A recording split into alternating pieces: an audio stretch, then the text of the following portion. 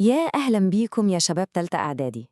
النهاردة معادنا مع أول درس في الوحدة الأولى، وواحد من أهم الدروس اللي هتفهمنا كيمياء صح. هنتكلم عن أنواع التفاعلات الكيميائية. يلا بينا نركز ونبدأ. طب بصوا حواليكوا كده.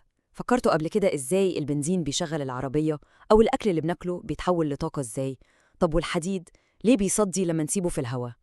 كل الحاجات دي اللي بنشوفها كل يوم هي في الحقيقة تفاعلات كيميائية. الموضوع مش بس في المعمل، ده في كل حتة في حياتنا. طيب إيه بقى الخريطة اللي هنمشي عليها النهاردة؟ أول حاجة هنعرف يعني إيه أصلاً تفاعل كيميائي. بعدها هندخل على أول نوع وهو الانحلال الحراري. وبعدين هنكشف سر مهم قوي اسمه سلسلة النشاط الكيميائي، عشان ده هيساعدنا نفهم النوعين اللي بعده، الإحلال البسيط والإحلال المزدوج. وفي الآخر خالص هنلخص كل الكلام ده. جاهزين؟ يلا بينا بقى نغوص في أول وأهم سؤال محتاجين نجاوب عليه النهاردة. يعني إيه تفاعل كيميائي؟ بصوا يا جماعة، الموضوع أبسط مما نتخيل. التفاعل الكيميائي ده عامل زي ما نكون بنلعب بالمكعبات. عندنا شوية مركبات داخلين مع بعض، بنسميهم المواد المتفاعلة. أول خطوة بنعملها هي إننا نكسر الروابط اللي ماسكة المكعبات دي ببعضها، وبعدين بنفس المكعبات بنبدأ نكون روابط جديدة وأشكال جديدة خالص. الأشكال الجديدة دي هي المواد الناتجة. يبقى ببساطة كسر روابط قديمة وتكوين روابط جديدة. والصورة دي بقى بتورينا قد إيه الموضوع ده مش مجرد كلام في كتب. احتراق البنزين في موتور العربية ده تفاعل كيميائي بيدينا طاقة عشان نتحرك. النبات عشان يعمل أكل ويعيش بيعمل عملية معقدة جدا اسمها البناء الضوئي، ودي تفاعل كيميائي. حتى الأدوية اللي بناخدها والأسمدة اللي بنزرع بيها كلها عبارة عن نواتج لتفاعلات كيميائية. طيب حلو قوي. تعالوا بقى ندخل على أول نوع معانا من أنواع التفاعلات، الانحلال الحراري. الاسم لوحده بيشرح نفسه. انحلال يعني حاجة بتتفكك، وحراري يعني ده بيحصل بسبب الحرارة. القاعدة بتاعته سهلة قوي. تخيلوا عندنا مركب ماسك في بعضه هنسميه AB. لما بنسخنه الحرارة دي بتشتغل زي المطرقة، بتدي طاقة كفاية إنها تكسر الرابطة اللي بينهم، فالمركب يتفكك ويرجع لمكوناته الأصلية، A لوحده وB لوحده، أو ممكن يتفكك لمركبات تانية أبسط. يعني الحرارة هنا هي اللي بتعمل كل الشغل. تعالوا بقى نشوف مثال حي على الكلام ده. بصوا معايا على الصورة دي كده. عندنا مادة لونها أحمر اسمها أكسيد الزئبق. لما بنحطها في أنبوبة اختبار ونبدأ نسخن بنلاحظ حاجة غريبة. اللون الأحمر بيبدأ يختفي وبيظهر مكانه لون فضي بيلمع. طيب إيه اللي شفناه ده وإيه معناه؟ اللون الفضي اللي ظهر ده هو معدن الزئبق نفسه. وكمان بنلاحظ إن فيه غاز طالع. الغاز ده لو قربنا منه شظية مشتعلة، يعني عود كبريت مولع، نلاقيها نورت أكتر وتوهجت. مين الغاز اللي بيعمل كده؟ طبعاً هو الأكسجين. يبقى نستنتج إيه؟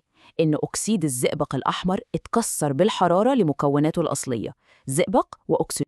نفس الفكرة بالظبط. تعالوا نشوف مثال تاني.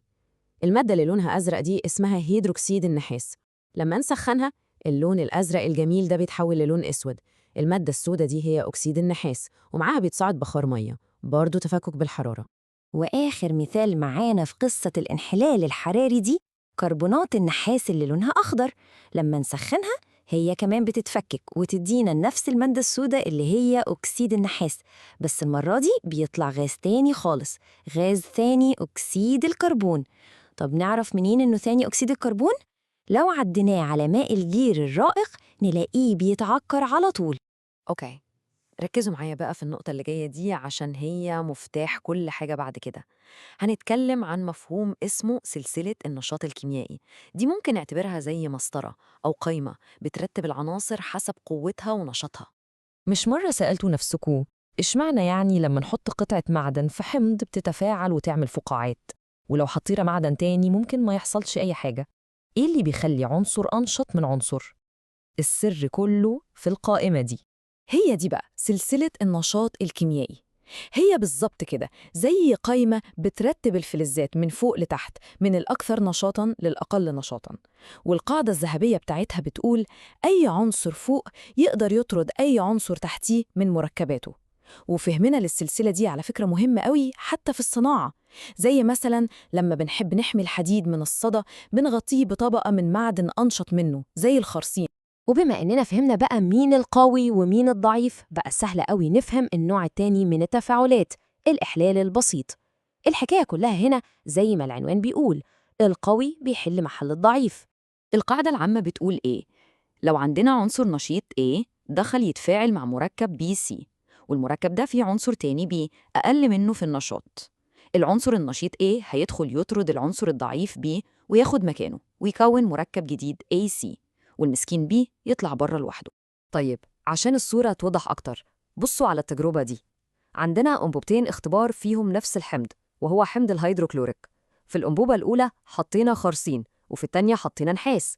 تفتكروا إيه اللي هيحصل في كل واحدة؟ السر كله بقى في الحتة دي. لو رجعنا لسلسلة النشاط الكيميائي هنلاقي إن الخرسين ZN بيسبق الهيدروجين H، يعني أنشط منه، وعشان كده قدر يطرده من الحمض ويحل محله، وده اللي سبب تصاعد فقاعات غاز الهيدروجين اللي شفناها. على الناحية التانية النحاس Cu بيجي تحت الهيدروجين، يعني أضعف منه، فما قدرش يحل محله وما حصلش تفاعل، وعشان كده بنعمل من النحاس والذهب الحلي والعملات، لأن نشاطهم ضعيف فمش بيتفاعلوا بسهولة. ونيجي بقى لآخر نوع معانا النهاردة، وهو الإحلال المزدوج. لو الإحلال البسيط كان واحد قوي بيطرد واحد ضعيف، فالإحلال المزدوج ده عامل زي عملية تبديل، كل واحد بياخد مكان التاني. الموضوع ببساطة شديدة، عندنا مركبين داخلين التفاعل AB والCD، كل مركب فيهم له شق موجب وشق سالب.